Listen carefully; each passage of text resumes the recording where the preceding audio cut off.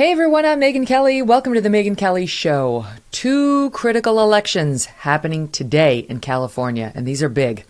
They could send a very clear message to the Democratic Party nationwide that people are fed up with rising crime, rampant homelessness, and district attorneys who let criminals walk free to reoffend. So much sympathy these DAs have for those who break the law, and very little for those who are their victims. One critical race is to replace the outgoing Los Angeles mayor, Eric Garcetti. Today's primary is mainly seen to be between two candidates, Democratic Congresswoman Karen Bass and recent Republican, but now turned Democrat billionaire developer Rick Caruso. The other race, and we've been talking about this for months now, is the recall election against San Francisco DA Chesa Boudin. To say he's a progressive, is like putting it mildly. This is the guy, we've talked a lot about him, who's the son of two members of the Weather Underground, a domestic terrorist group. They went to jail for being part of this Brinks armored car robbery in which two cops and a security guard were killed. And little Chesa had to be raised by two other domestic terrorists, Bill Ayers and his wife. Okay, so that's Chesa Boudin. Shockingly, he doesn't really want to enforce the law against anybody. And yet San Franciscans are elected this guy anybody. Boudin is a George Soros-backed prosecutor who doesn't like prosecuting crimes. He used to be a defense lawyer. He doesn't really like to pursue felonies. He thinks homeless camps are fine and shouldn't be touched. He promised not to touch any crimes like prostitution or even public urination, and on the list goes. Turns out San Franciscans actually have a problem with that. They do. My guests today have had a big hand in the effort to try to oust Chesa Boudin. They are major players in Silicon Valley. David Sachs is a successful entrepreneur, a venture capitalist who runs Craft Ventures, and he's a co-host of the popular tech podcast All In. He's also a member of the so-called PayPal Mafia. Also joining us today, another co-host of the All In podcast, Jason Calacanis. Jason is the founder and CEO of Inside.com and one of Silicon Valley's most successful angel investors. David, Jason, welcome to the show. Thanks for having us. Yeah, good to be with you. So I live out here now in Connecticut, but I'm the Northeast, and I've had this day on my calendar for a long time. And that's nothing compared to what you guys have had and how hard you've worked and waited for this day to finally get here. How big is it? We'll start with Chesa Boudin, that this is it. This is the day that San Franciscans get to decide whether this guy who they put in office, he ran against somebody who promised to be tougher on crime, and they elected him instead. They finally get their say on whether they regret that choice. David, I'll start with you. Yeah, June 7th is the day that we have the recall election, and exit polling, all the polling looks like San Francisco is going to vote to recall Chesa Boudin. He won election and he won his office of district attorney in an off-year election in late 2019.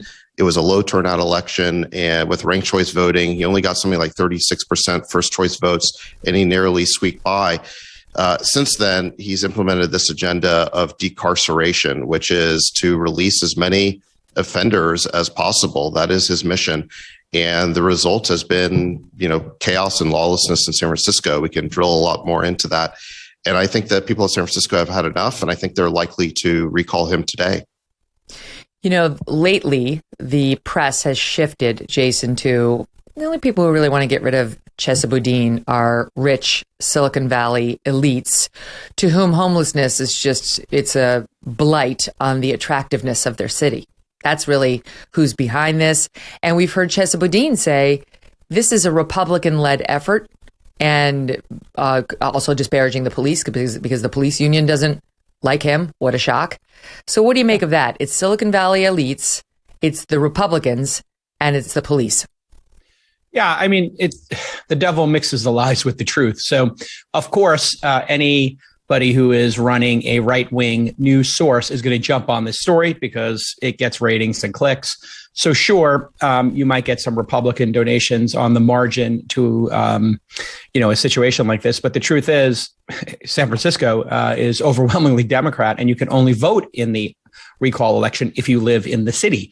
So it is not technically possible for him to be recalled, for the recall to be on the ballot, or for today to happen, unless San Franciscans themselves vote him out. And so the facts are the facts. He's done a horrible job. You don't need to really.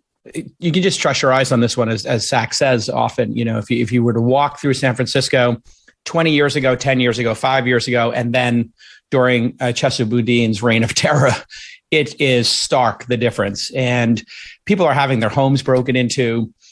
People, places like Walgreens are closing up shop here because they just can't sustain, operating in a city. And it's really tragic because, if you really double click on what's happening here, the crime is based largely on a super drug known as fentanyl, and its sister drug, methamphetamine, meth. And these two drugs are radically different than other drugs that we've seen. And they cause people to live a really horrific existence that is actually being, extended and being supported by the policies that San Francisco has chosen. And I think a lot of the intent is good. People want to be compassionate, but anybody who's had somebody addicted to these kind of super drugs, and people who have been addicted to it themselves, say the only time that they, get help and the backstop is when there are consequences. So it's very sad. It's a very hard discussion for us to have as a society, but there must be consequences to people breaking into people's homes, to people, breaking into 20 cars, to people, having psychotic breaks on the street because they're so hopped up on what really are super drugs that we have not seen before. And that's a whole nother thing. So I think the bigger picture, of course, is if San Franciscans really do recall Chesa Boudin today, is that the tipping point? And Michael Schellenberger, if he does win and he starts debating Newsom, maybe we're seeing a tipping point where, California, which has been blue, maybe wants to be a little more purple. Maybe they don't want these really far radical left policies, and maybe they want to be more like Clinton Democrats and maybe balance the budget and have some reasonable policies that are actually effective for the citizens of the state. That would be quite eye-opening, right? In a city like San Francisco. And that's what's so interesting about this is you've got the bluest of the blue cities, San Francisco doing this recall. This isn't like, in the heart of Ohio, some DA went a little too soft and Ohioans are rising up. This is San Francisco. And even the mayor, London Breed, has changed her tune mightily when it comes to defunding the police and so on. But, David and I have talked about this before about I did a very long interview of Bill Ayers, and I got to know him and the Weather Underground pretty well in terms of their history and what they're all about. So, of course, it wasn't a big surprise to find out that his son, it's effectively his son, Chesa Boudin, isn't much interested in enforcing the law. And to say he's a bleeding heart is to make him sound kind and benevolent. It's not really that. It's that he cares more, to me, about the criminals than he does about the law-abiding citizens of San Francisco. Where is his empathy for the people who are getting hurt, who are getting attacked, who are getting robbed, who are having their businesses robbed so many times that they can't keep the doors open? He only has empathy for people, I would posit, he feels ideologically connected to because of his own family's history of crime and his weird connection to this world. That's my own psychoanalysis. But even the very blue voters, David, in San Fran, are seeing it. They're feeling it. Mm-hmm. Yeah, absolutely. And in particular, I would say the sort of powerful Asian American community in San Francisco has really turned against Chesa Boudin as a result of a number of cases. There was a case of an 84-year-old elderly man who was pushed down and killed while the assailant recorded the whole thing on his phone. And Chesa Boudin later said that the perpetrator was suffering what he called a temper tantrum. This was basically an act of murder. There's another case in which an elderly Asian man was sitting at a bus stop just on a bench, and he was kicked in the face by some sort of psychotic perpetrator. Rather than punishing the offender, Chesa sent him to what's called diversion, which is basically psychiatric treatment where a therapist comes to your house once a week.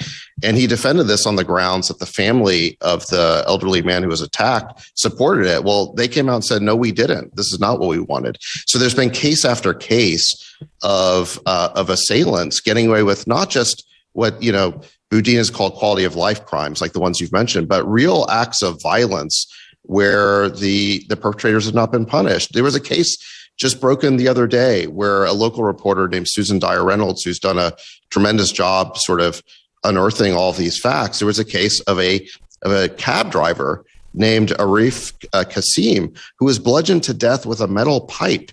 And Boudin pled the case down to involuntary manslaughter with time served. And the perpetrator is now out walking the streets. These are dangerous people who are now walking the streets of San Francisco because Boudin refuses to lock anyone up, even perpetrators of violent crime. The jail population has gone down some 25% since he took over, which is just a couple of years ago. More than that. I mean, over something like he released during COVID, he released 40% of the jail population. And the crazy thing is he wrote an op-ed in the LA Times saying, I'm making San Francisco safer by emptying out the jails. That was literally the headline of the piece that he wrote in the LA Times. So he has this warped view that somehow he's going to make all of us safer by emptying out the jails and not prosecuting anybody. And it's a very bizarre view, but he is not alone in this. This sort of agenda of decarceration has now been championed by these sort of progressive district attorneys, like you mentioned, backed by Soros, backed by people like Reed Hastings. You've got Kim Foxx in Chicago. You've got George Gascon in LA. You've got Alvin Bragg in New York. There are, other ones in Austin. There's Philly. A number of cities that have now elected these sort of Soros DAs. Soros, I think, realized something like 6 years ago when he created this initiative that he could change laws across the country by supporting candidates for DA, and it wouldn't cost very much money. In relative terms, he could affect a very big change with not that much money because people weren't really paying that much attention to these local DA elections. And so on that level, he was very successful in changing the laws of the country. But this sort of progressive agenda of decarceration it's a national agenda. And Boudin is really just unusual in how explicit he's been about his objectives and his aims in releasing as many criminals as he can. But this is something that is, people across the country really need to pay attention to. Well, do you think, go ahead, Jason. Well, I was going to say, this is perhaps one of the harder discussions to have because we do have too many people in prison. We have many nonviolent offenders in prison. We have many people who are in prison for cannabis, that is now legal. And that seems profoundly unfair, I think, to everybody listening that, we are now selling cannabis legally, in Whole Foods type stores. And then people who sold it just 10 years ago or 5 years ago are serving 10-year sentences. None of us want that. There's too many people in prison. And we do need to think about who goes to prison and then how horrible our prison system is and how we are not actually getting people on a path to have a sustainable life. And the recidivism is just off the charts. So this is what is so cynical and horrible about Chesa Boudin, specifically as an individual. You pointed out the psychology of this. His parents are literal cop killers, and radicals. And, he's the worst possible person to be addressing this issue. And we need to put people in jail, obviously, who are committing violent crimes. But we also need to think about, hey, how do we get people who maybe aren't committing violent crimes and who are victims of circumstance or who maybe were selling dime bags in the park? Do we really want those people to be serving 10-year prison sentences, or do we want to invest in, programs to get them, on the straight and narrow? And that is the challenge here. And I think that's where, the right, it's not helpful for the right to just frame this as only an issue of, hey, we're letting violent people out. And that's why he won. I think the reason he won and why he just does have some support, and this movement does have some support, is because we know that our criminal justice system has been profoundly unfair. The statistics prove this over and over again. And we incarcerate people who are Black more than we do people who are white. The sentences are longer. These are all irrefutable facts. So we do need to have a very adult discussion about all of these issues. In this case, it's fairly obvious. You can just trust the statistics. He doesn't prosecute violent crime, and that's just way too far. And nobody wants to live in a city where their kids, their families are in danger. People are breaking into homes, and the statistics prove that as well. People are leaving San Francisco. They're leaving California. They want to be in states that have a little bit more law and order. And so hopefully today we can start to get to a moderate position. The left and the right can stop screaming at each other and maybe just look at these really challenging issues and come up with effective policies. This is not an effective policy. There are policies on the right that are not effective as well. So let's have that adult discussion. You keep mentioning the right. The right really doesn't have anything to do with this fight. The right. Oh my God, it's on. Of course they do. They talk about it. No, they talk about it incessantly. They talk about Fox News. Show me the liberal who's sitting there being influenced by Fox News. They may be watching it. They're not influenced by it. Well, San Francisco it creates is a culture in the country. Let me finish my point. Yeah. San Francisco is 6.7% Republican. 6.7% Republican.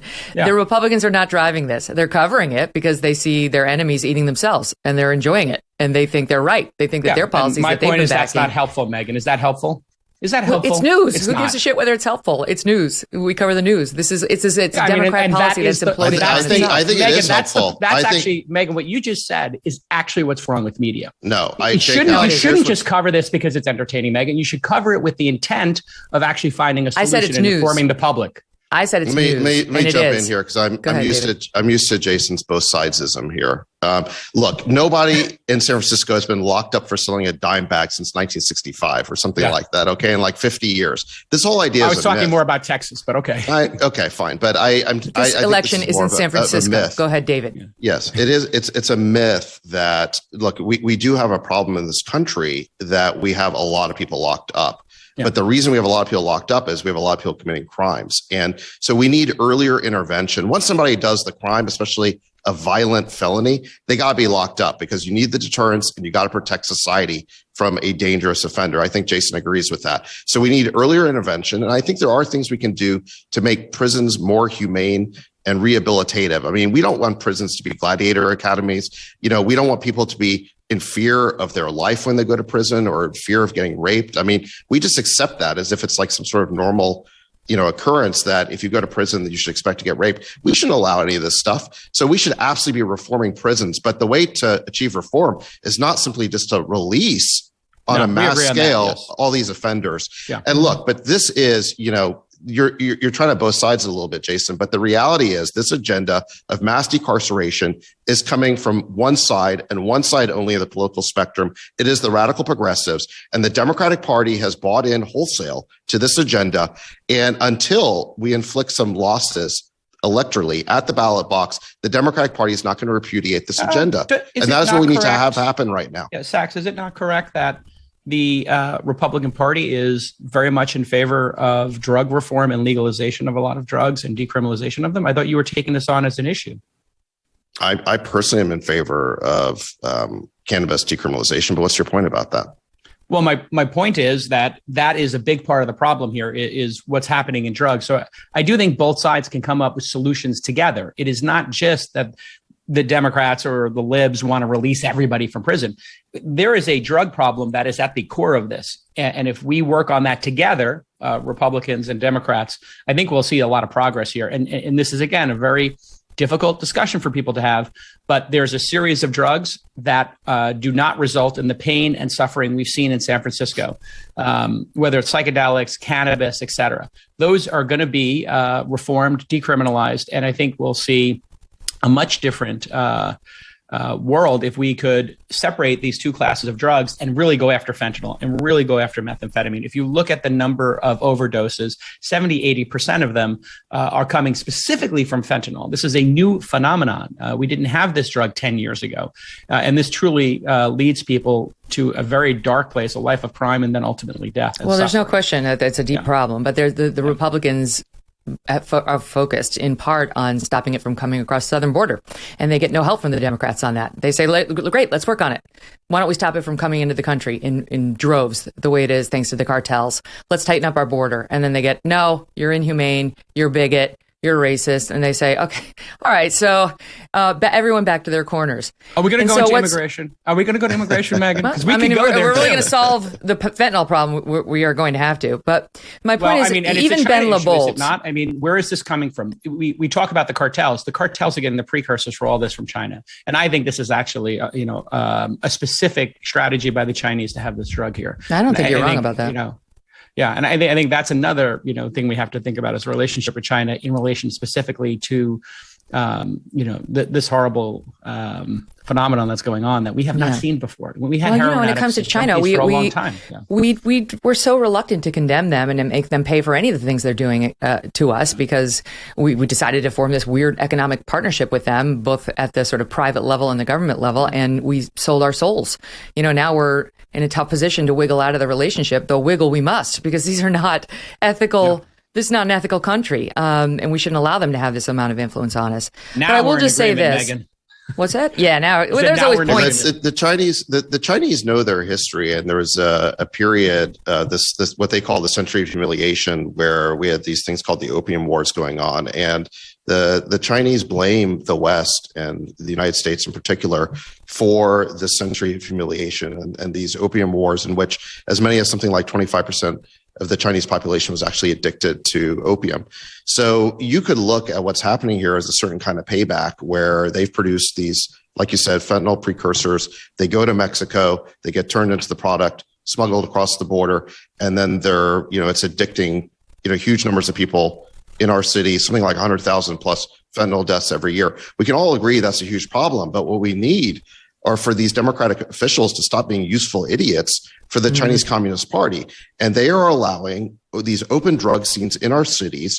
We have these, open drug marketplaces where you've got people who are so sick with addiction that they're now living in these drug marketplaces and openly using. And you have Democratic DAs and mayors doing absolutely nothing about it. They refuse to enforce the law. And that is where we need to start, is enforcing the law in these cities, cleaning up these homeless encampments and open drug scenes. That has to stop. We're conflating a homeless problem, which was a real problem and still is, with an addiction problem. And, to call what's happening in the Tenderloin a homelessness problem when there are plenty of beds for everybody, and everybody who comes here gets $800 to $1,000, in welfare basically, and a bed is actually, a big part of the problem. We're framing this as a homeless and an equity problem when it's just really an addiction problem and mental health.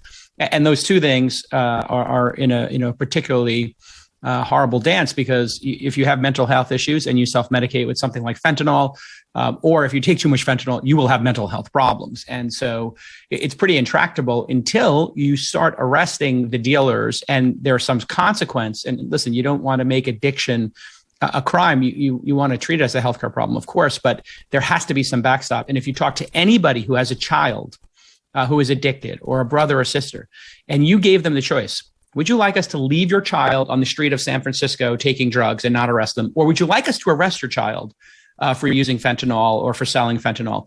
They would all pick the latter. And so why would we not, the people who are most impacted, the parents, the family members, they would rather see their own children, their own siblings go to jail, as horrible as that is, versus the horror of living on the street and living as an addict. And I think that's very eye-opening once you frame it in that way, which is there must be a consequence in order for folks to go to rehab. And that really, I was taken by Michael Schellenberger, who's running as an independent here in California for governor. I think he's got the right idea there, which is, if you're on the street and you're using, it's one thing if you're in your house and you're using. I think, listen, fine. But then when you're on the street and you start committing crimes, that's when we have a problem. And you have to choose. Are you going to go into treatment, or you're going to go to jail? And when faced with that, somebody who's suffering, some number of them will make the right decision to go into treatment. Another piece of it is what we do once people are done with jail, which is basically close off all options of employment to them. It's basically your sin follows you around forever in a way that leads you to sin again and, to recommit another crime.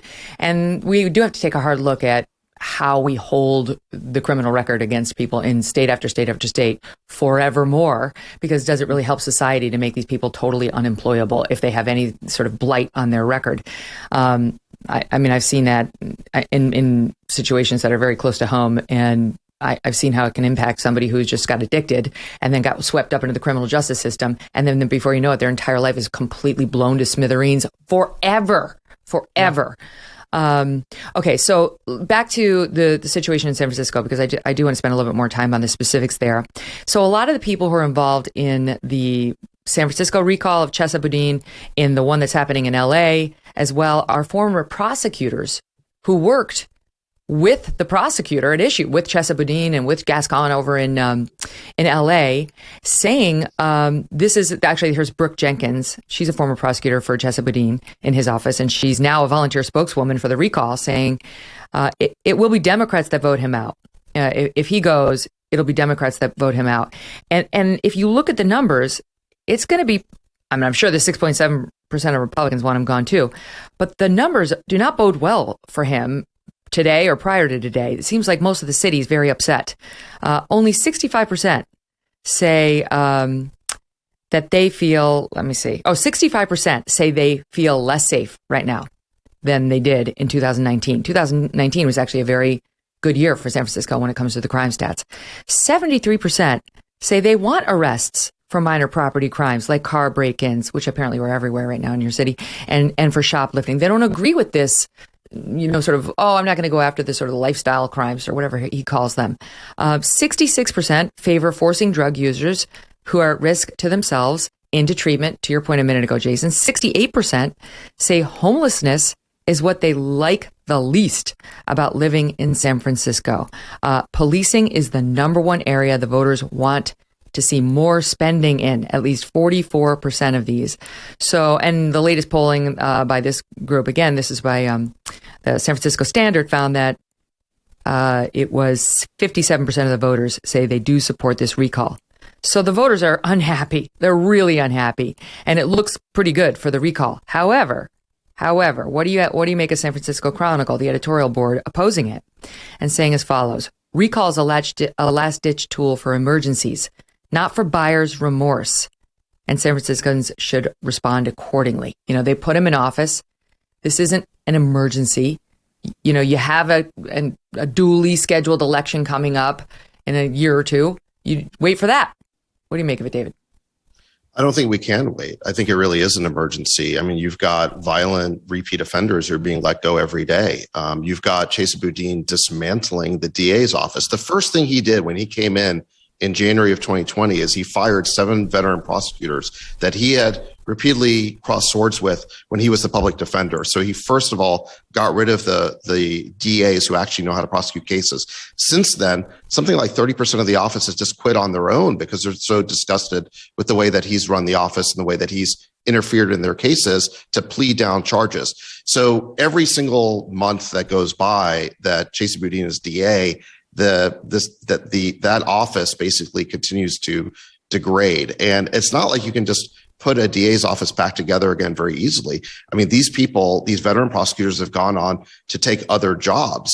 So whoever replaces Boudin's going to have a really tough task ahead of them, which is to reconstitute an effective DA's office. So no, we cannot, the people of San Francisco cannot wait. The situation in the city is dangerous, and it's going to continue to get worse unless we get a change. Chesa Boudin says, among other things, that the cops are doing this to him on purpose, that the cops are holding back essentially to make him look bad and to drive up crime numbers so that he can be ousted. Do you think the voters will find that persuasive, Jason? I mean, it seems to me, even if laughable. That's true, if you're a voter, you're like, well, I'm sorry, but you still have to go. Like, either way, it's bad for me.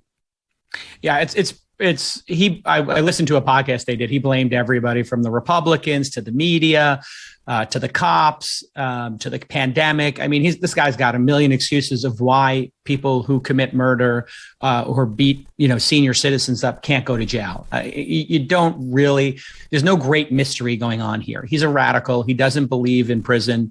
And he's just the wrong person. He should be in the public defender's office, which, by the way, is where he was. Yes. Like, this is a public defender who now has basically embedded themselves into the prosecutor's office. And it's just obvious to everybody what's going on here. And I would encourage everybody, when you look at these, fun with numbers and statistics, anybody who's lived in San Francisco, and I left the city a couple of years ago, but I did live there, and I do have a property there. And when you go to the city, it's pretty well known your car will get broken into. And it's pretty well known that your home is going to be either broken into, or certainly people are going to attempt to break into your home. And people have stopped reporting it. Now, why did they stop reporting it? Because when you talk to the police, they tell you nothing's going to happen. And so you do have this, I think people have capitulated and said, you know what, this is, as long as this person is running the show, Chesa Boudin, we're not going to get anybody prosecuted. So why even report it? So people have given up. That is actually true. And back to why these recall elections actually are quite effective, because it takes a lot of effort to do one. You need to spend a lot of money and you need to present your case. It's like firing somebody, and I think it's actually a great backstop against incompetence. And so we had our San Francisco Board of Education. We had some crazy folks there who wouldn't reopen the schools and were obsessed with changing the names of the schools over getting parents, and kids back in school during the pandemic. And they were fired through a recall election. So I think actually these recalls in California are a unique policy and process that people should be studying, because I don't know how you feel about it, David, but it does seem like a great backstop. Could it be abused? I guess.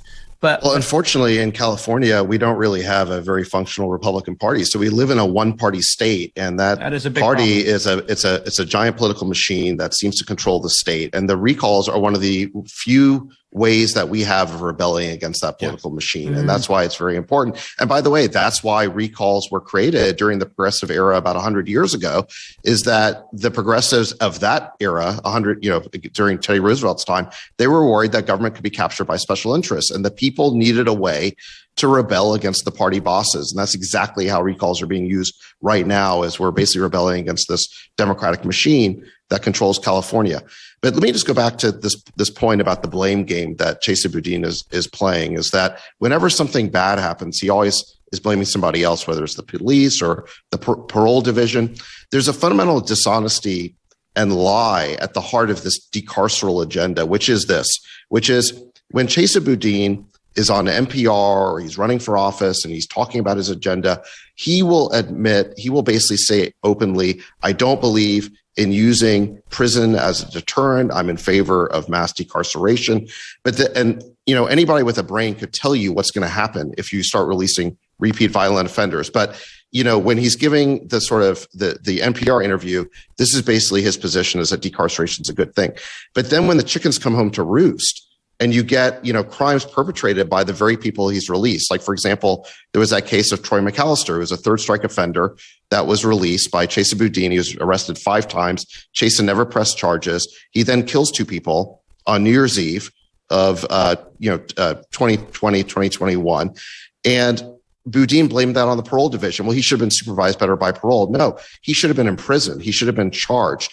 And so this is the fundamental dishonesty, is that Boudin wants us to believe that decarceration is a good thing, and that whenever the results of decarceration sort of come home to roost, well, that was somebody else's fault. That wasn't the result of his agenda. It was the cops' fault. It was the parole division's fault. No, it's your fault. It's your agenda's fault. That is so true. That New York Magazine, of course, decided to weigh in, and they interviewed him. And of course, this comes from him. This is their interview with him. They're defending him, and they list the reasons why San Francisco's in trouble, why the crime rate is what it is there. And this is what they wrote. Boudin is endangered by forces largely beyond his control. He cannot build more housing or decide what a judge wants to do with a defendant. Hello, he's the DA. Where do you think the judge gets his recommendation from?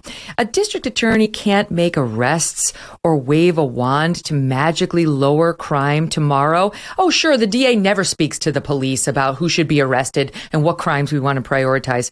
And then Boudin goes on to add in this piece, their effort to blame me and my office as though we were the sole actor in the criminal legal system, as though we play God in these cases, is not how the system of checks and balances our founders devised works.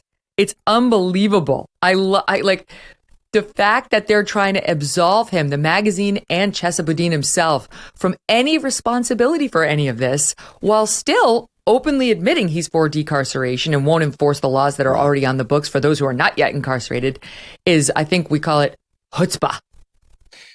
One of the problems here, Megyn, is also that once people realize that you're not enforcing certain laws, the word spreads. Criminals are really smart. Addicts are really smart when it comes to acquiring drugs. And, most of the folks who are addicted here and who are homeless in San Francisco are not from San Francisco.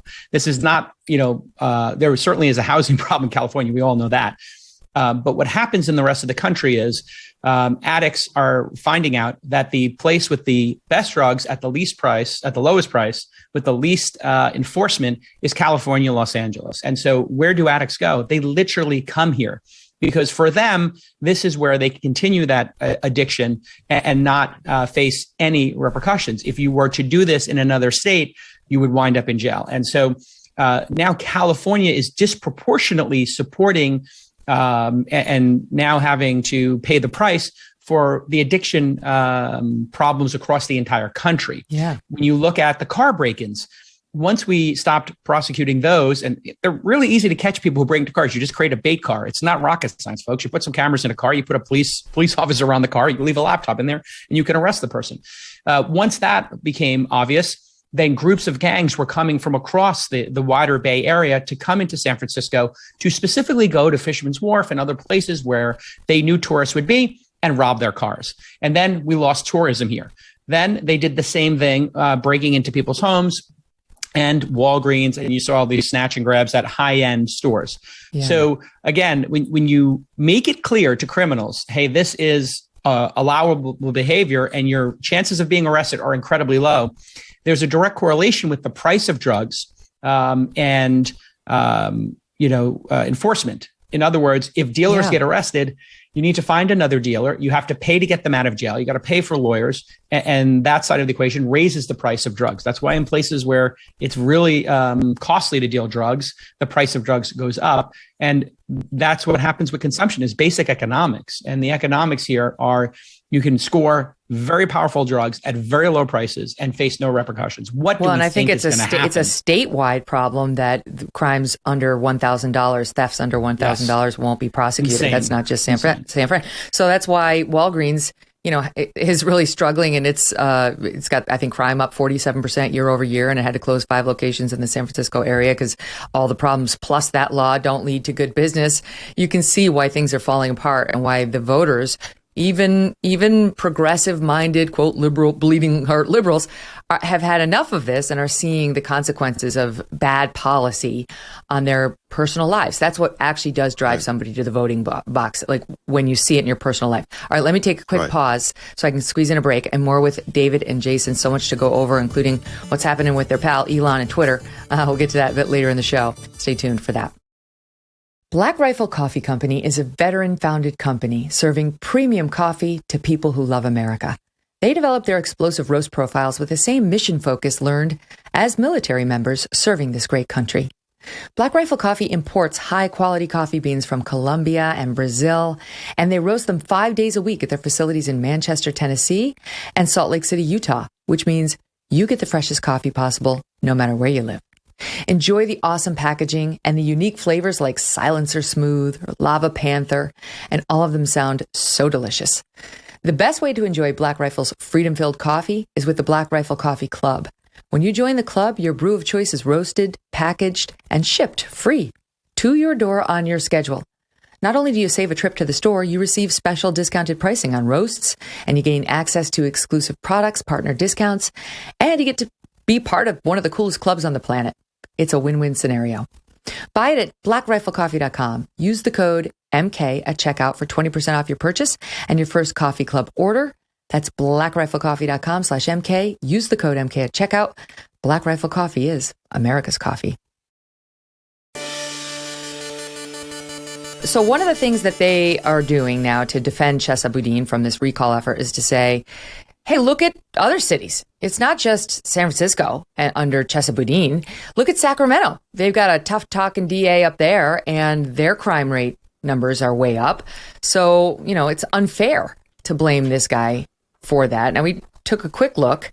This is the San Francisco Chronicle, and they're pointing to the Sacramento DA, Anne-Marie Schubert, saying she's running for California Attorney General now.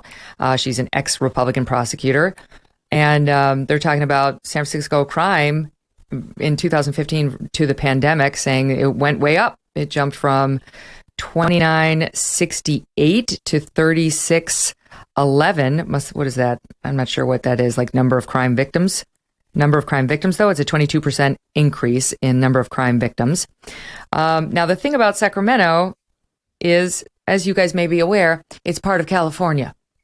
Yeah. So it seems to me similar to what we talked about right before we went to break.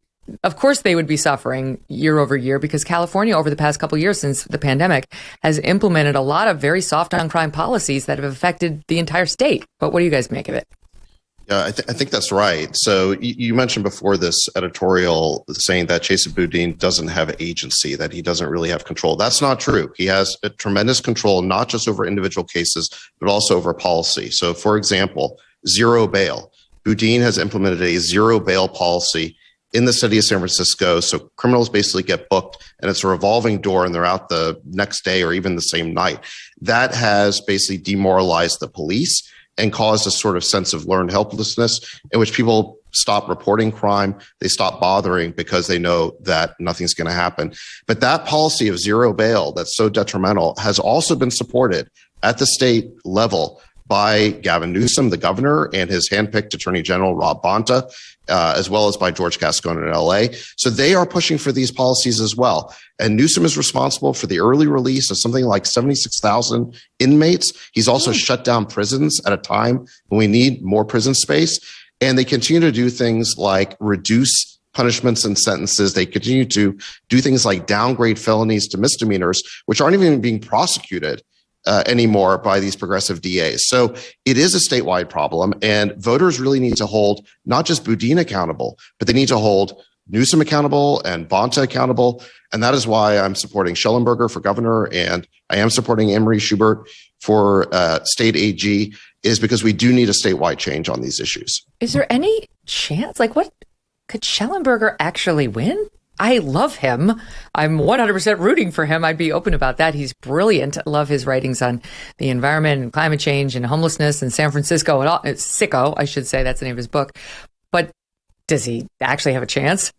Well, what I would say is it's certainly an underdog chance. But here's why there's a path, is because today, June 7th, is the California primary. And California has sort of what's known as a jungle primary, where everybody from all parties is voted on, and the top two go to a runoff. So if Schellenberger, for example, as an independent, could beat the Republican and go to a runoff, if he could just come in number two behind Newsom, he goes to a heads up recall against Newsom. And so there would be no Republican or other third party candidate in that race. And I think once you get into a heads up competition against Newsom, particularly when the alternative is not a Republican, is not branded with the scarlet R. I mean, California is a very blue state. I don't think a Republican has much of a shot of winning here anymore. But Schellenberger's an independent. So if he could just get into a heads up race against Newsom, I think that there's a chance there, and he would get a lot of earned media. There would be a lot of attention on that race and discovering who Schellenberger is. So it's certainly a long shot, but there is a path. He's an exciting thinker. He's somebody who comes at problems the right way by actually just taking an honest look at them, not through an ideological lens, and then trying to figure out what works. He's certainly not somebody who thinks we should be shutting down prisons or California nuclear plants. I mean, the guy makes so much sense, but we'll see whether people are lucky enough to accept the gift that he is offering them, which is a willingness to serve. Back on the crimes, just to go back to Boudin, because I know that you, Jason, did something interesting. Like, David, you got behind this recall effort, and then Jason, you have a background in media before you got into being like the most visionary angel investor of all time. Basically, if Jason gives you your money... Continue, Megyn. I like this line of questioning. Your business is going to do well. It's crazy the list of successes you've had, even though you were off base on that Republican stuff. But anyway, okay. No. We'll talk about January 6th later, Megyn. Well, I mean, we probably won't have too much to debate on that one. But can we talk about the journalist? So you hired a journalist to take a hard look at what he's actually done. How is he actually handling crime? Because it's one thing to say, all these cars are getting broken into, our homes are getting broken into. I feel it. I don't need to see a study, but I feel it.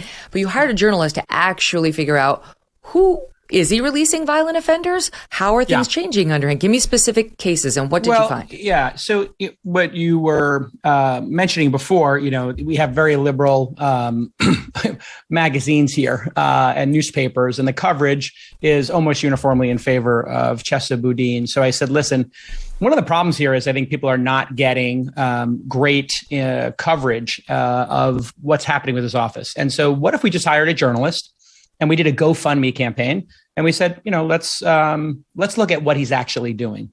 And so I started this GoFundMe, and I put $500 in myself. And I said, anybody else want to join me on this journey? And $65,000 showed up in a couple of weeks. And so we hired Susan Reynolds, who Sachs mentioned before, and now she is just covering specific cases of victims. And I said, listen, here's the money. I trust you to do the best you can here. I suggest you just do coverage of them. And if you go to Gotham by the Bay, gothambythebay.com, you can read all these stories. And I don't have them pulled up right now, but she'll write a 2,000 word story about the victims, and she'll go into exactly how crazy these cases are. And it's kind of irrefutable. Of course, they're trying to discredit her, discredit me. But the facts are the facts. The cases are the cases. David actually mentioned a couple of them, and she's done a great job. Ching one is one of the ones that jumped out to me. Stephanie Ching helped kill and dismember her father. This is quoting from Susan's January 2022 article. But she didn't spend a single day in jail. And you go through the details of this case. They showed up at her house. Police did. Found a nylon rope, box cutters, duct tape, a worm circular saw, red-stained latex gloves, pan sponge, reddish-brown fluid, human blood on the saw, multiple plastic bags in the refrigerator. You do not want to know what was in the bags, but I'm sure you can figure it out. Let's just say Stephanie's father did not meet a timely or kind death. And somehow this woman escaped any jail time? I mean, like, that doesn't seem possible even in Chesa Boudin's world. She received a suspended sentence. I think he pled her down to something like desecration of a body or something. She was credited with time served for 17 months spent in jail, and now she's walking free in the streets of San Francisco. I mean, these are dangerous people who have just been released. It's mind-boggling, absolutely mind-boggling.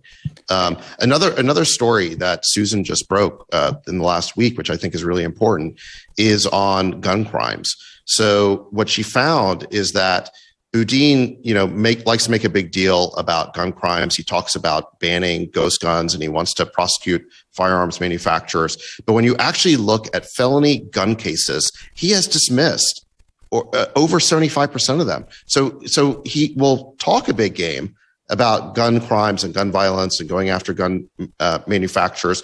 But when it actually comes to crimes committed with guns, he won't prosecute them. And, there was a tragic real world example of this. There was a perpetrator named Zion Young who was caught with a lot of firearms. They had 11 gun related felonies on him. And Boudin pled it down to one misdemeanor, released him from jail. And just a couple of months later, he killed a young man named Kelvin Chu in a botched robbery. So, these examples have real world consequences. Real people get hurt when Boudin does not prosecute these crimes. That's right. Yeah. And the same thing is happening over in LA, where another Soros-backed DA is doing very similar policies unapologetically, and he could also lose his job. I'm actually going to take a pause there and pick it up with that case, because there's this one particular case. It's insane. We have video of it. This mom pushing her toddler, her baby, down an alley. She's on the sidewalk, and this perpetrator comes along and mows them down. We'll tell you what happened and what her message is for these soft on crime DAs and the cities that back them. More with David and Jason in just a couple of minutes. Don't go away. Cryptocurrency may represent the future of money. It's one of the most exciting investment opportunities to come around for some time. But what about taxes, right? Does that give you a headache? Does that stop you from doing it? Well, listen to this. If you have an Alto Crypto IRA, you can trade crypto like Bitcoin and avoid or defer the taxes. You invest with as little as $10, no setup charges, no account fees. Get into investing in crypto, and you can do it in a tax-advantaged retirement account. 150 plus coins are available, including Bitcoin and Ethereum. With industry-leading security, the advanced encryption standard for wallets and private keys, and secure trading 24/7 through Alto's integration with Coinbase. You ready to take your investments to the next level? Diversify like the pros and trade without tax headaches. Open an Alto Crypto IRA with as little as $10. Go to altoira.com/Megyn. That's ALTOIRA.com/MEGYN. Start investing in cryptocurrency today. Go to altoira.com/Megyn. Welcome back to the Megyn Kelly Show. Here with me today, David Sachs, a founding member of PayPal, who now runs Craft Ventures, and Jason Calacanis, CEO of Inside.com. He is one of, if not the most prolific angel investor in all of Silicon Valley. If he bets on you, you're going to win. They are also co-hosts of the All In podcast, which is provocative and fun and challenging and open-minded to all points of view. And you should definitely check it out if you have not yet done so already. And you guys also had this recent summit. I don't know, maybe that's not the right word, but I saw my pal Glenn. Yeah, okay, summit. So I saw Glenn there. I saw Matt Taibbi there. A couple of other folks that we've had on the show, and I loved it. And sort of people got into heated debates, and you let them go at it. Yeah, the concept was pretty simple. The All In podcast has become a bit of a phenomenon. We hit 26 in the world recently, wow. And it's just the four of us talking about the issues of the day from a first principles point of view, and we actually build businesses. And it's a great debate format. You probably see a little bit of it here with me and Sachs going at it, but we can remain friends, right? And so I think that's what we're trying to show the world is we can debate these very important topics. We can learn from each other. We can change our opinions based on new information and maybe be less tribal and more solutions based. We decided to do an event. 850 people showed up, and it was a colossal success. Some of the world's greatest thinkers and speakers, and we really had a hardcore discussion. No press was allowed, but we did release all the videos to the All In podcast stream.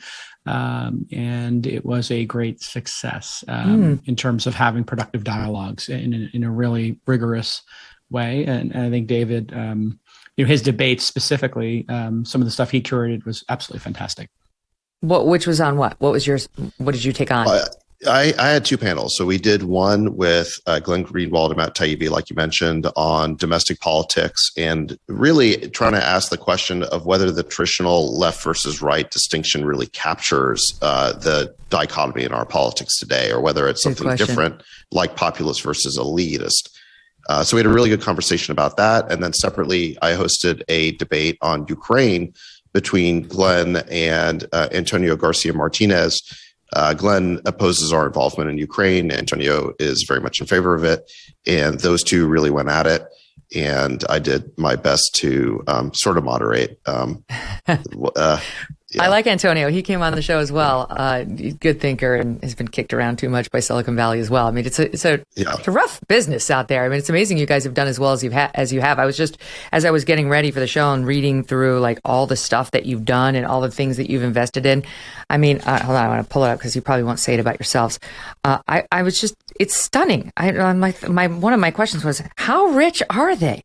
So, David, you were COO of PayPal. You were founder CEO of Yammer. Have you ever heard of Yammer, folks? Well, if you haven't, it was acquired by Microsoft for $1.2 billion. Okay. This is general partner of Craft Ventures, which we keep mentioning. That's a venture capital fund that you co-founded. Your angel investments, being one of the first ones, the ones that helped get it started, include, Facebook, Uber, SpaceX, Airbnb. Those worked out okay. You raised over $1 billion and so on. Okay. So then Jason, who I didn't know as well, forgive me, Jason, but I love that you were born in Brooklyn and you got a BA in psychology from Fordham. Because at that point, your parents were probably like, oh, shit. Well, I went at night. It was either that or joining the New York Police Department. So those were my two choices. Go at night or go at NYPD. And I went at night. Because nobody really wants to see their kid get a degree in psychology, because that's not really the one that you see, really necessarily going anywhere, even though it's important. Yeah. Well, I was going to go for the FBI. So I was going to go for forensic psychology at John Jay for my master's, but then the internet happened and I got derailed from my FBI career. So you started off as a reporter covering the internet industry in New York and founder and CEO of something called Rising Tide Studios, a media company, and went on to stay sort of in the media company. You had an angel investor, Mark Cuban. He and I have also had some sparring, but it was fun. And then went on to start doing venture capital and invested, this is what my note says, invested $25,000 in Uber, which is likely worth about $100 million now. Whoa, that's a big number, Megan. I think that's what, half the amount of your last contract? I wish, but I will tell you, I was listening to this packet that my producers prepare for me in my car. You can set the read aloud thing. Yeah. And my daughter, who's 11, was in there with me, and she was very impressed at your $25,000 and really wanted me to invest $25,000 in Uber. And then I had to explain to her, and that ship has kind of sailed. Mommy doesn't have that opportunity in front of her right now. I'll tell you, it's one of the great privileges and joys of both of our lives. I can speak for David on this, that we're lucky enough to be in a position where we get to allocate capital to the greatest founders in the world, trying to solve the world's biggest problems. And we take it very seriously because we meet with hundreds of founders each year, both of our firms. And we sort that down from thousands to tens of thousands of pitches. And we have to do the hard work of making bets that are non-consensus, that are long shots, and hoping they work out. For every Uber you hit, there's going to be hundreds of others that, fail. And so it's a very hard job. Luck is part of it. But really consistently investing over time is the secret to being good at this game and having a great process. David's got a great process. My team's got a great process. And I know this is live at like a great asking moment for in more time. than you can give me in a short time. But like, what would you say is the difference? Because I know, one of these, a pitch comes in from somebody who's got a great idea, and 9 times out of 10, it probably sounds insane. All these great companies that we're looking at here, like SpaceX, well, that sounds insane, right? You have that's your initial reaction. So how do you figure out, no, that one really is insane, and this one we could make happen? Does it boil down to the founder, the guy or gal standing in front of you? Yeah, I mean, there's really 3 things at its core. There's a team that produces a product that ultimately touches a consumer. And those are the only 3 things that matter in this. People will use fancy terms like market or total addressable market.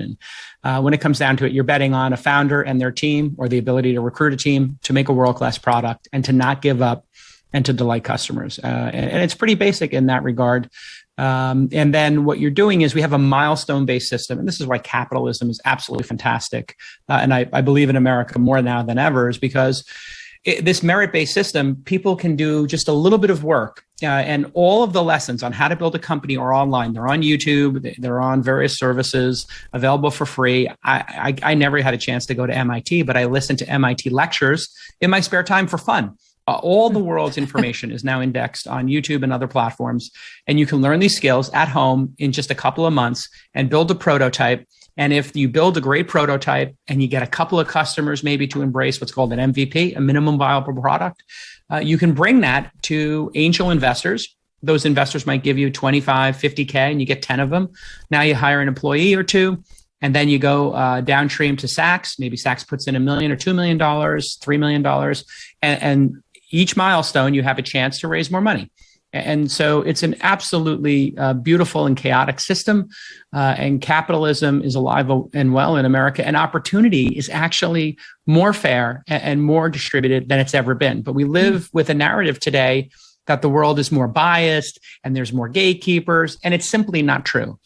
This is the most open capitalism and entrepreneurship has ever been. Any skill you want to learn is available for free. If you have an Android phone that costs about $50 to $200 and you have a connection which costs $25 to $50 a month, it could not be more equitable than it is today. It never has been. So if you're out there listening and you want to start a company, just learn how to build websites or be a designer, a product manager, and get a couple of friends together and start building something that you want to see in the world. It's really that simple, folks. It's exciting. I mean, It's very exciting. I think one of the businesses you were in, Facebook, as I mentioned, you wound up disinvesting from back in 2018. Now, why was that? Was that political? Is it like during the Trump? I heard you speak with Kara Swisher about who I also, she's fun and irascible in a good way. But what was the story behind that pullout in 18? Well, I didn't like a lot of Facebook's behavior. I wasn't originally an investor. I invested in another company that got acquired by Facebook. And I just thought Zuckerberg's process of releasing products was not very thoughtful. And I probably left a modest amount on the table, but it was probably a good trade overall. And I just haven't been a fan of the way he moves fast and breaks things. I think he could be a lot more considered in how he built products. And we've seen that over time. Social media is a very hard business to run, and we've seen that. So, it's not just him, but I think he could have been a lot more thoughtful. And I like to vote with my dollar on businesses that I think are world positive and founders I think are world positive. And I just haven't been a fan of how Zuck has approached things. He's obviously excellent at what he does, though. As somebody who's not in that industry at all, I wonder. You hear these reports of, for example, Instagram, causing massive depression amongst huge swaths of young girls. And obviously what Facebook does as well, the manipulation and trying to get in your head and walking, trying to make it more addictive and trying to get more and more of your time without much care for mental health. And I can see the capitalist argument, like pure capitalism might not factor that in. It might. You can make another argument too. But do you think he cares about any of that? I mean, maybe that's a simple question, but do you think he gives a damn? I think he probably wanted to win more than he cared about those things. And the techniques of winning, sometimes are to remove friction and get people addicted to these products. I don't think it's limited to social media. I think all screen time, too much screen time is not good for your health. I think it's probably one of the reasons we're seeing increases in anxiety and depression amongst kids. And they should really be out with their friends in nature and doing activities. I think anybody who's got kids understands this. When your kids use an iPad for too long, maybe you get a little permissive on a weekend and you don't have some help to, watch the kids or something. You don't have an activity set up for that day. Kids get weird if they spend too much time online. Adults get weird if they spend too much time online. So I think we're navigating that as a species, really. And you really have to monitor screen time, limit it, both for yourself and for your kids. If you look at the Chinese government, they've passed an edict that, you can't play video games, but on the weekends and for a certain number of hours. Now, we have personal freedom here in America. You could never pass a law like that. But I think they probably know something and they have a concern that's very valid, which is kids who play too many video games or on social media too often, or even adults who are addicted to these screens. Life can get a little anxious, and we need, as human beings, to be more social and to meet more people and spend time with our friends. That's why I always take David out to dinner and give him a big hug when I see him. Wait, so where are you living now? We both live in the Bay Area. Okay. So you just got out of San Francisco. I left San Francisco, the city, because, and I'll probably wind up leaving California for Austin or for Miami soon, because I actually think my thesis is that the California problems, and this is why I'm watching the Chesa Boudin thing and the governor's race. I don't know that it can be solved in the next 10 or 20 years, having lived through New York in the 70s and 80s and watched, how long that took to work out.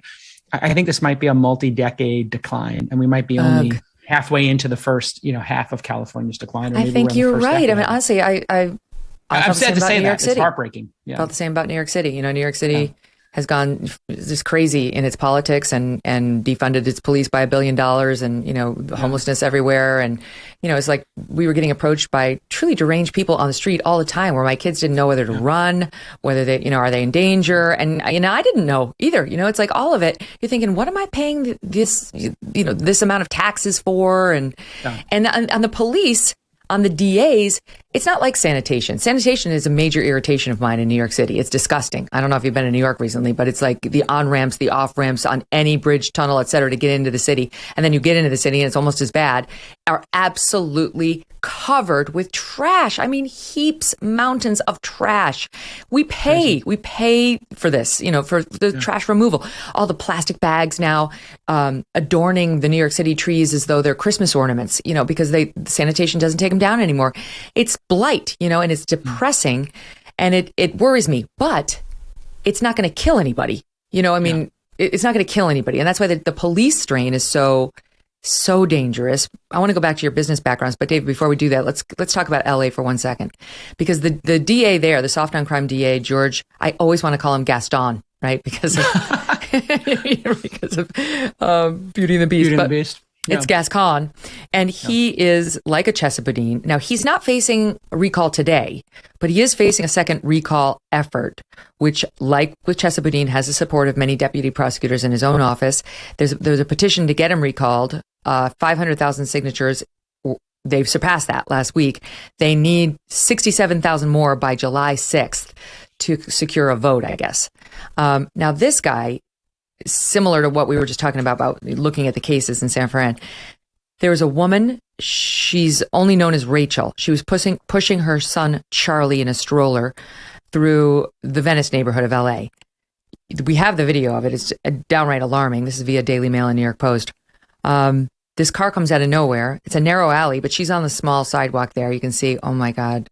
He has plenty of room to stay away from her. He runs over this woman and her baby. I want to tell everybody they lived. Amazingly, they both lived. She tried to get out of the way, but it almost seemed like he was trying to mow her down. And that's certainly what she thinks. Now, his full name was never released, only his initials KB. And she gave a victim impact statement. And if you guys will forgive me, I'm going to read part of it because there are no cameras in the courtroom.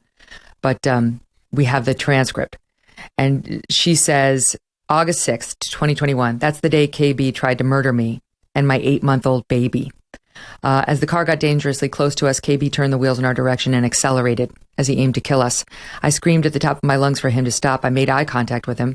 His face had no look of fear, surprise, or regret. He stared right at me with a look of intention. I have fragments of memories of watching the car hit us, me hitting the windshield, with my body and head hitting the ground. I saw a tire as I fell to the ground, thought my head would get run over, that my life was over. I assumed my baby was already dead. We're indeed very fortunate to be alive, but make no mistake, my son would be dead if it weren't for my actions in those last moments. Had I not thrown my child into the air and instead had left him on the ground in his stroller, KB would have succeeded in killing my baby by driving the nose of his stolen car right into my child's face.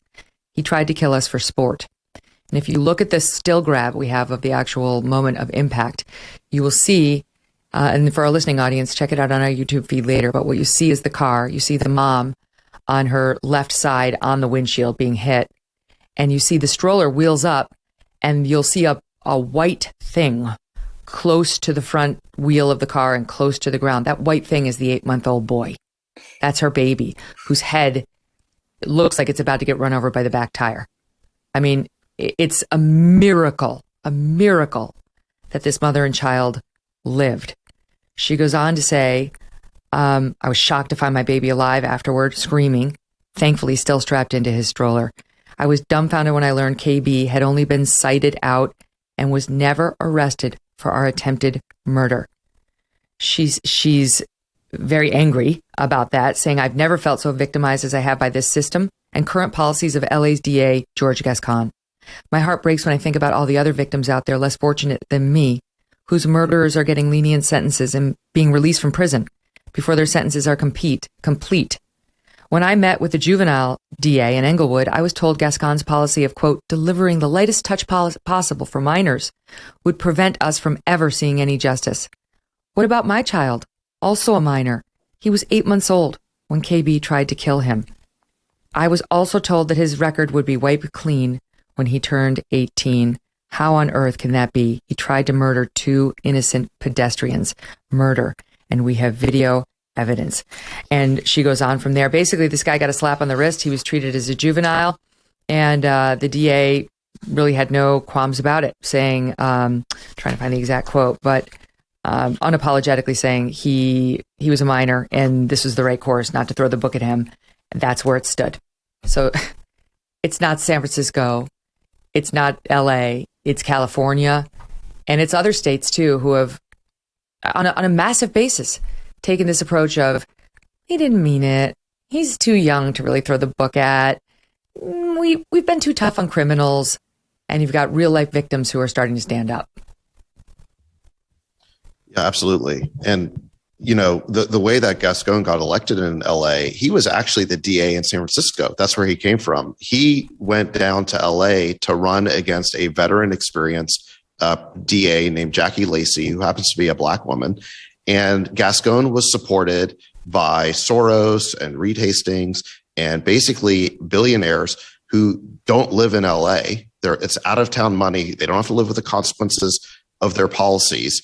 And he replaced this extremely experienced DA. And so, you know, we had this Black woman replaced with this incompetent white man, and we never heard anything about this being institutional racism. So, you know, it's been a real disaster, and we've seen the consequences of these policies. And you've seen now a rebellion by the Hollywood left against Gascon as a result of the case you're talking about. There was a case of a young woman, Brianna Kupfer, who was working in a furniture store and just was randomly attacked by a deranged homeless person and stabbed to death. There was a case, there's been a rash of these follow home armed robberies that took the life of a world-renowned person, Jacqueline Avant. Criminals followed her home and she was shot to death. So people in LA are getting scared, and there's been a bunch of applications for people in LA who are never into guns before to basically become first-time gun buyers. So, yeah, I mean, you're starting to see a real rebellion by the citizens of these cities against these DAs who really got elected with out-of-town billionaire money. Yeah, that's right. And George Soros will never see the effects of these policies that these DAs are putting into effect. And this woman, because her perpetrator was just sentenced last Thursday, she was asked to speak after he was sentenced. So she gets to give her victim impact statement after the sentence has already been handed down. That doesn't do her any good. They sentenced him 5 to 7 months at a youth camp, juvenile probation camp. This guy who literally tries to mow over a woman and her 8-month-old baby. They said, oh, look, fortunately, Gascon's office said, the baby was uninjured and the mother received a laceration to her elbow. I mean, absolutely no empathy for crime victims, only for those who perpetrate them. And so, we see it city by city, state by state. George Soros, I don't know. He lives, I'm sure, in a very nice neighborhood. He's never going to be made to pay. But it's not just him. I've talked about this before. I had a meeting with a billionaire here in New York who I will do the courtesy of not naming. And I was just given access to him to talk about media, talk about future, talk about, sort of where he thinks things are going. And this guy was one of the main funders of the no bail policy in New York. He was like, this is my only mission. And why? Because it makes him feel like a social justice warrior. It made him feel better, like he was doing something for the Black community, for people who have been unfairly, punished by police in the past and so on.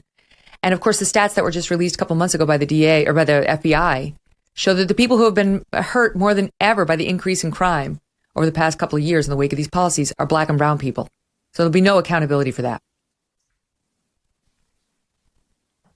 Yeah, I mean, it's the case that as with the whole defund the police movement, this sort of decarceration movement, this zero bail movement is supported by generally upscale, well-to-do white progressives and who, are very insulated from the effects of these policies. And when you actually poll the communities who are most impacted, they are very much against these policies. And the defund movement, just like the decarcerate movement, they come from the same place of this misguided sort of progressivism.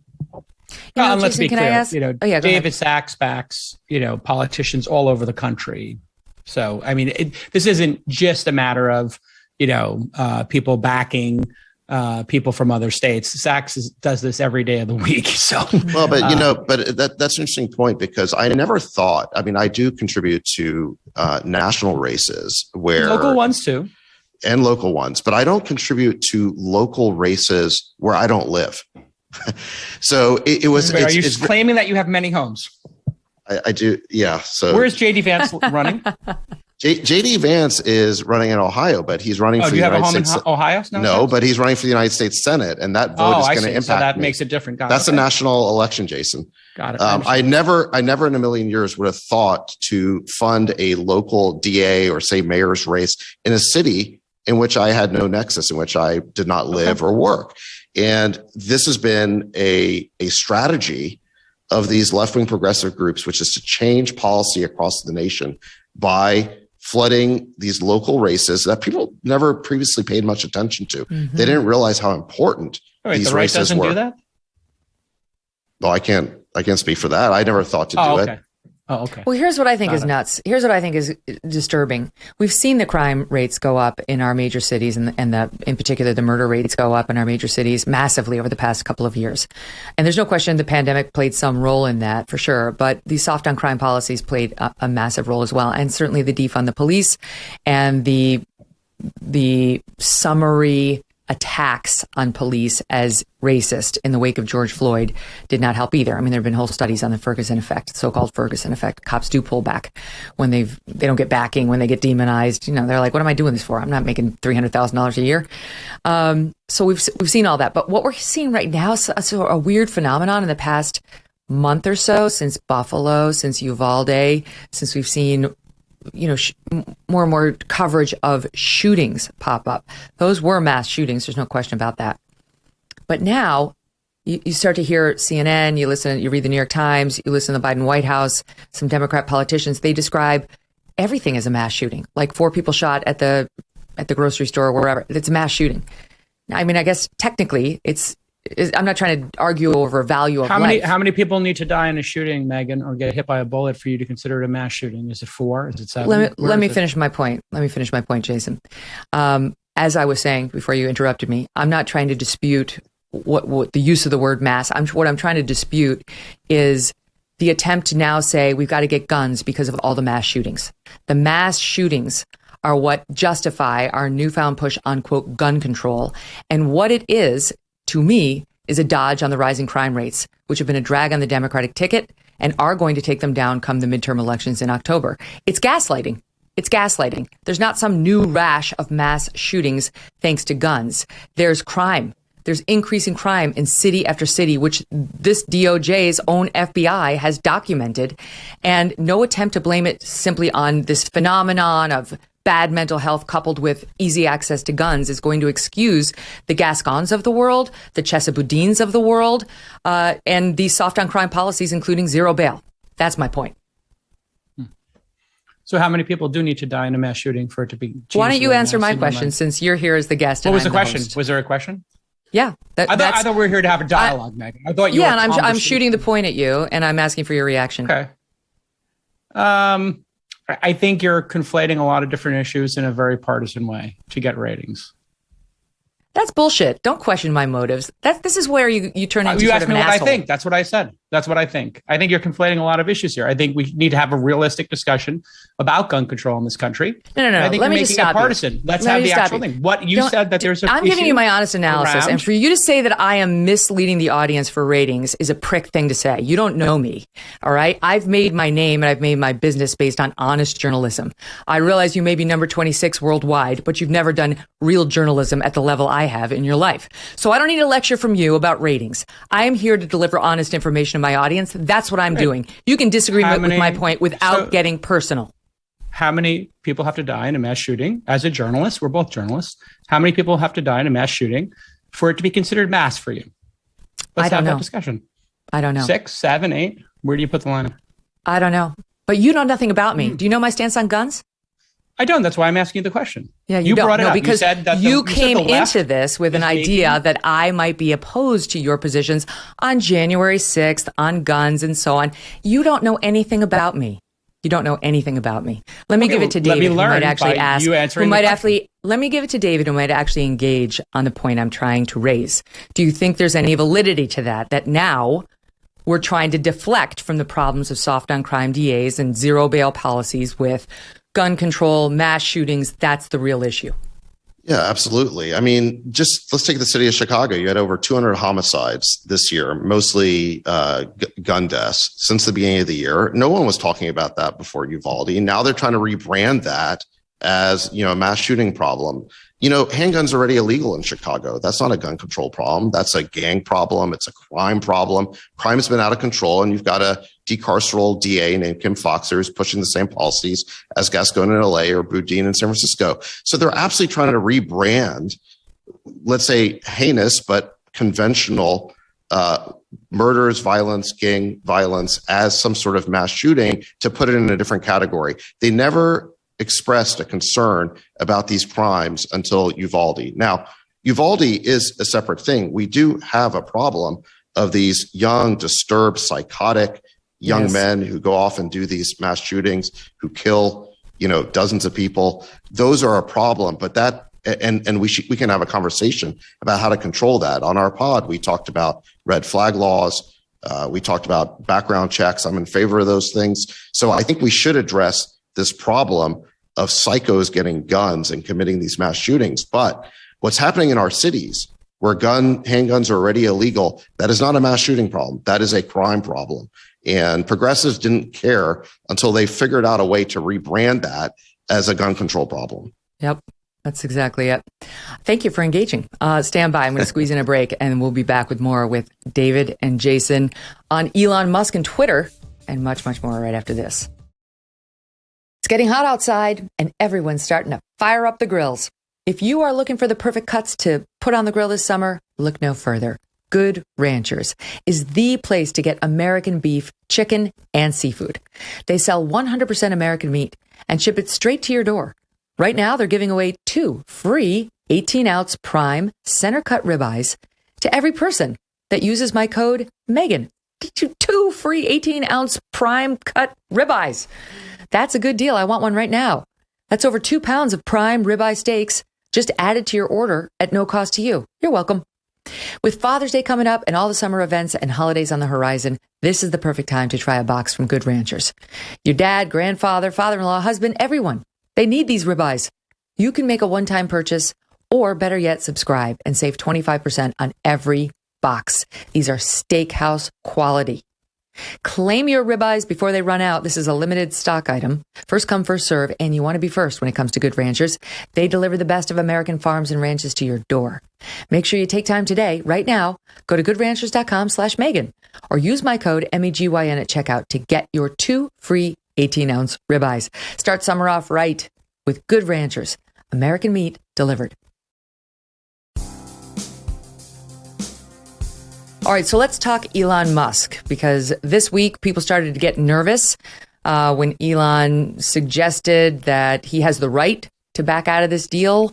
And then people started to ask, well, does that mean he wants to back out of the deal? And there was a suggestion it doesn't necessarily mean he's doing that. And then Tesla might be facing some layoffs. And then it was released that Elon had said he has a very bad feeling about the economy.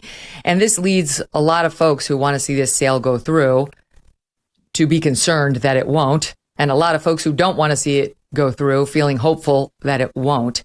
Jason, I understand that you actually have helped raise funds for Elon's Twitter buy. So what can you tell us? So just a little fact check on that. I have a tiny allocation I was given to invest in the company, but I'm not helping him raise funds, nor does he need any help.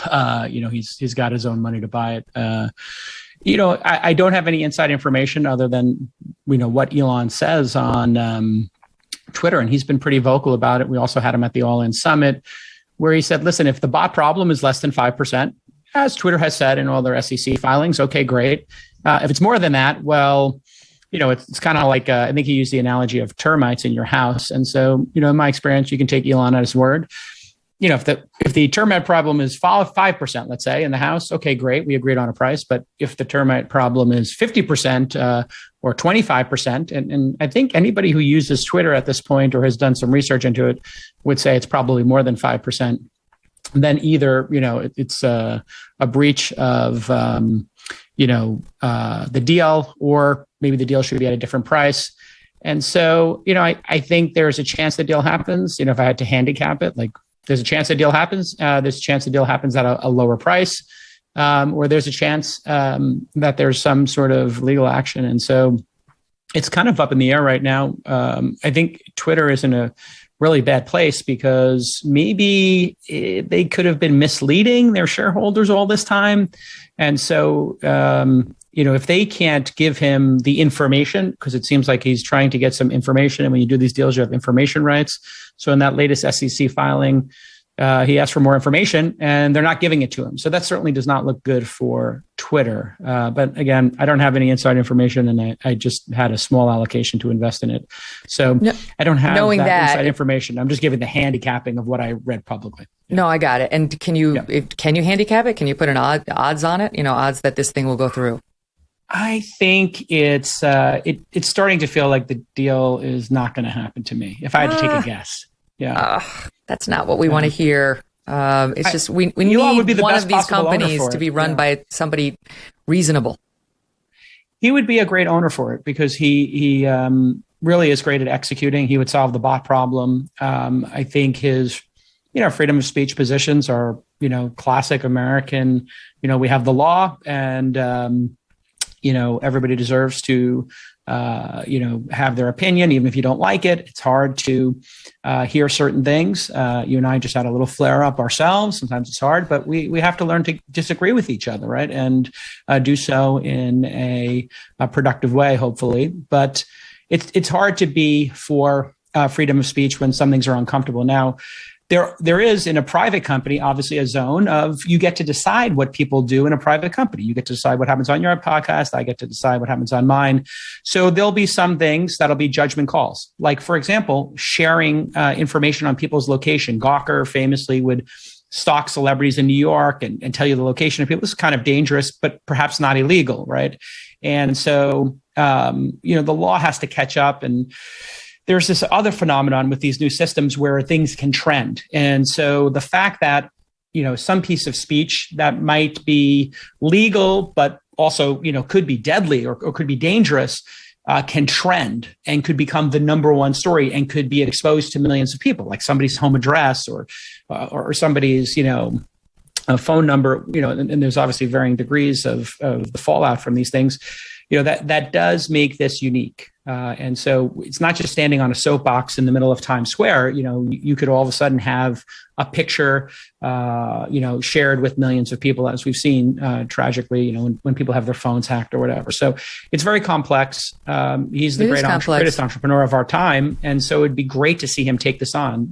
That being said, it's the deal looks like it's very challenged right now. And so it does. Life's a negotiation. So we'll see. I think it's a negotiation that has to occur. I don't know. Initially, the Twitter board seemed, David, to be like, no, we don't, get out. We don't want Elon Musk coming in here. Get out. And then the price was so good. I don't know if they were forced to accept or they just did accept, but in any event, they got a good deal on paper. And now I don't know how they'd feel. Do you think they want it to fall apart? And secondly, so two-part question. Do you think they want it to fall apart on the Twitter end? And secondly, I read that Elon waived his right to due diligence. And if that's true, does he really get to unwind the deal if the bot numbers are understated? Okay, so on the first question, what does the Twitter management want? And initially, they fought Elon really hard on this, and it was pretty clear they didn't want to work for him. It was also pretty clear that Elon was going to replace a lot of them. So there's a fair amount of antipathy between Twitter's current management and Elon. And I suspect that management, if the deal doesn't happen, would probably breathe a sigh of relief. I don't think shareholders would. I think shareholders want the deal to go through, including the shareholders on the board who have major positions. But I suspect that management probably would rather just remain independent and not have to report to Elon, and they can continue the content moderation policies they want. And they've, even during this period, there's been a lot of leaked content that basically shows that they're kind of doubling down on their censorship. So I think that's what's going on there. In terms of the diligence and what Elon is required to do, I think Elon's position on this, based on what he said publicly, is, look, I relied on their public filings and public statements. So even if he waived his right to conduct sort of independent due diligence, he relied on what they've said publicly. And what they've said publicly for many years is that the bot problem is 5% or less. And he's saying, listen, when I sample my own account and I look at my followers or I look at my own tweets and the likes and reactions they get, the bots seem to be a lot more than 5%. So I need you, Twitter's management, to answer my reasonable questions about this. And Twitter has refused to. So now if the deal falls apart over this, then what happens is Twitter's going to have to make a decision. Do we sue Elon Musk for the $1 billion kill fee that he would otherwise be obligated to pay? And if they do, Elon's defense against that is going to be, but you didn't give me all the information, you didn't answer my questions. And then they're going to have to go to trial. And I think the issue will very quickly become, what did Twitter's management know about the bot problem and when did they know it? And why didn't they basically answer Elon's questions? And what will the discovery show? If the discovery in that lawsuit shows a chain of correspondence between Twitter execs saying, hey, we have a big bot problem here, that would look very, very bad for them. And so I think if this deal doesn't happen, I think there could be a lawsuit, and that lawsuit could be very embarrassing for Twitter executives. I mean, could there be a securities fraud lawsuit against him by the government? Against, not him, against Twitter. I mean, if they're misstating this problem in their SEC filings, they could have bigger problems than a lawsuit against Elon. Right. And that would all come down to the discovery. What did Twitter executives know? When did they know it? And what does the discovery show? I mean, are there emails between Twitter executives saying that, hey, we have a bot problem? Well, don't look into that. Don't fight that too hard because it would hurt our revenue. Elon's contention is, look, the reason why this is important is 70% of Twitter's revenue is brand advertising. And the ad rates depend on how many eyeballs are looking at that advertising. And if, I don't know, 25% of the eyeballs are fake because they're actually bot accounts, then a lot of Twitter's ad revenue could go away. So, is there correspondence? Is there discovery within Twitter showing that people were aware of this problem and didn't want to look too closely into it because it could have an adverse impact on revenue? By the way, I'm not saying that's the case, but that's the kind of liability that I think Twitter would face. And it will be really interesting to see if the deal falls apart. Does Twitter sue Elon and subject itself to that kind of exposure, or do they just let it kind of quietly go away. And I think the answer to that question will tell you how much exposure Twitter executives feel like they have on that question. Do you also think, are you also as doubtful as Jason that it will go through at this point? Well, it seems like they're at this impasse where Elon is saying, I need this information. I can't proceed without it. And Twitter is basically saying they won't give it to him. So unless this impasse gets resolved, I think the deal probably does fall apart. Although, like you, like Jason, I'd like to see Elon buy the company. Mm-hmm. Yeah, I think David nailed it, Megyn. When you look at the discovery process, they've been talking about the bot problem for a decade. So there'll be every level of executive talking about this. And certainly, the number 5% is like a very specific round number, and, less than 5% doesn't seem very credible.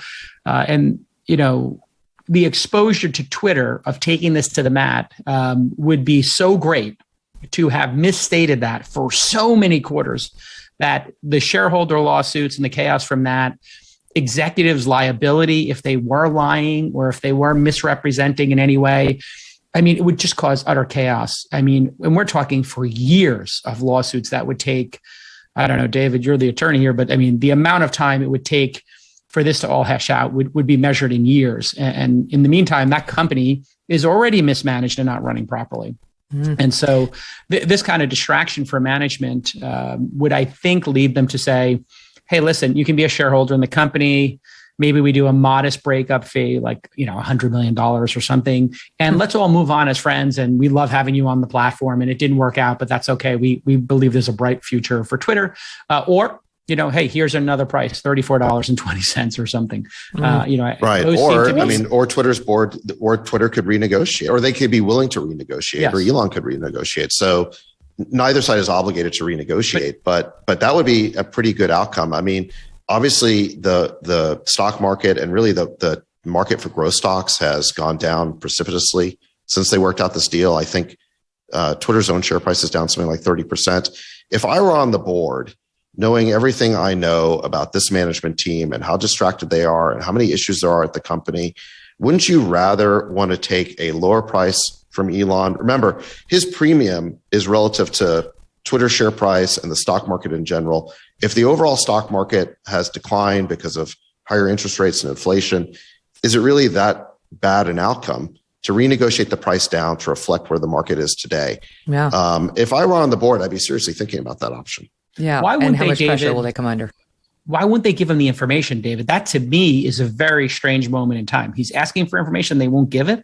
That to me seems bizarre. If they really do want to, finish the deal, wouldn't they want the information? Well, want to give him the information? I suspect they don't want to open the door where if they basically give him the information he's looking for, first of all, the answers may not be very good, or the answers may be, they either might be the wrong answers or they might not be very detailed. Elon's asking for details about their methodology. How did you come up with the 5%?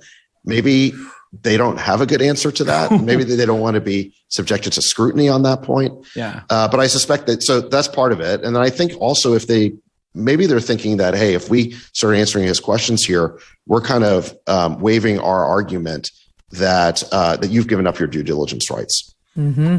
Well, and to what extent, what's your thought on the argument that this is just pretextual, that Elon saw what you saw, the stock market fell. Tesla, I never know how to characterize what's happening with the Tesla stock, because you see like it fell 10% and then the next day it's like, no, that was bullshit. It didn't. What do you mean? I don't get it. Either it fell or it didn't fall. Anyway, but they say Tesla may or may not have been struggling.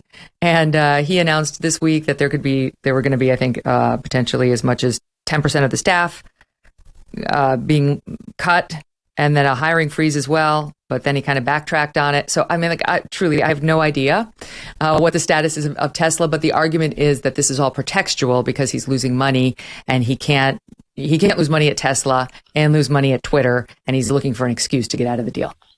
Well, as of this moment, Tesla's market cap is $743 billion. So it's still a very highly valued company. And Elon is still, if not the richest, one of the top few richest people in the world. So he still has the means to do this. He has backers. It's not only his money.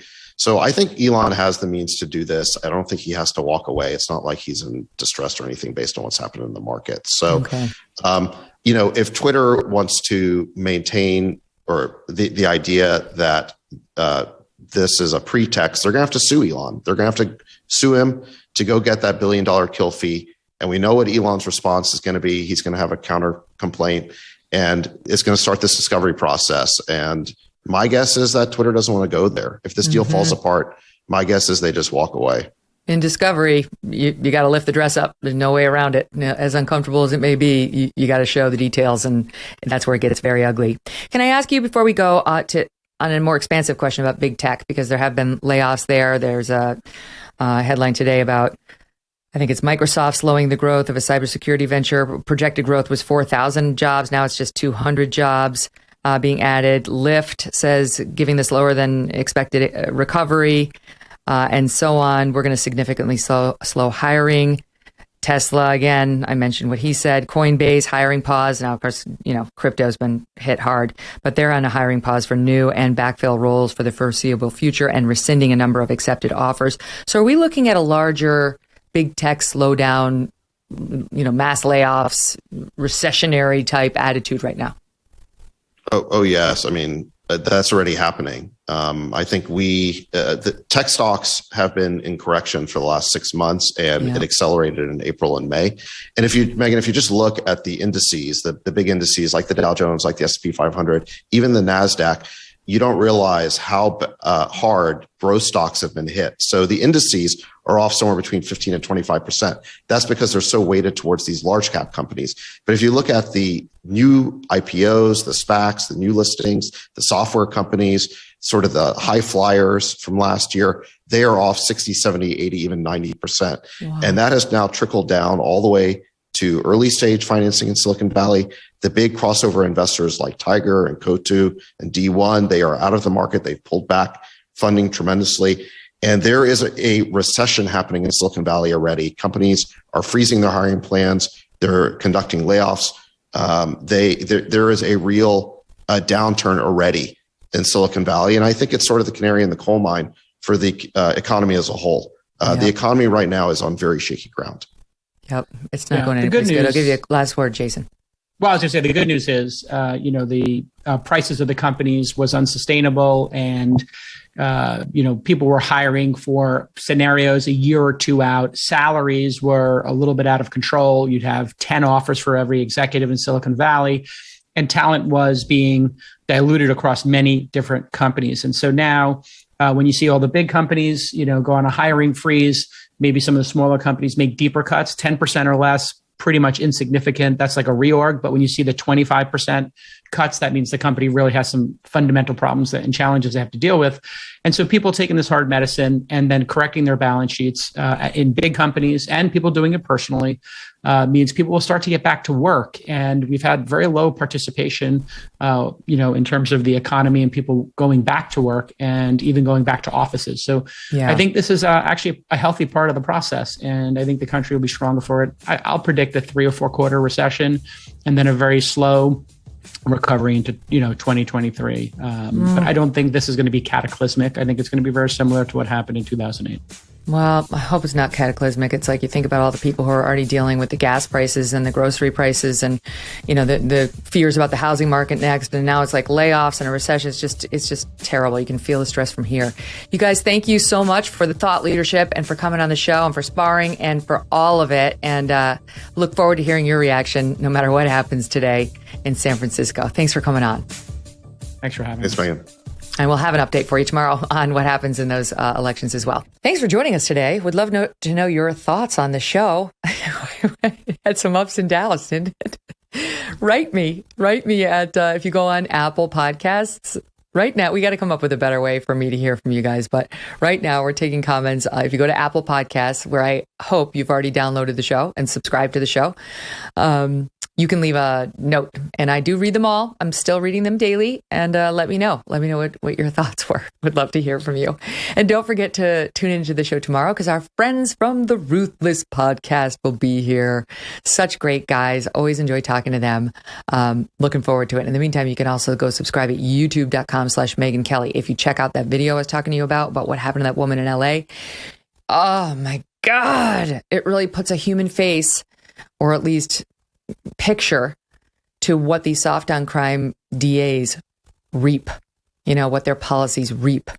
Thank you for coming along with us as we delve into these issues, and a full update for you on California tomorrow. Thanks for listening.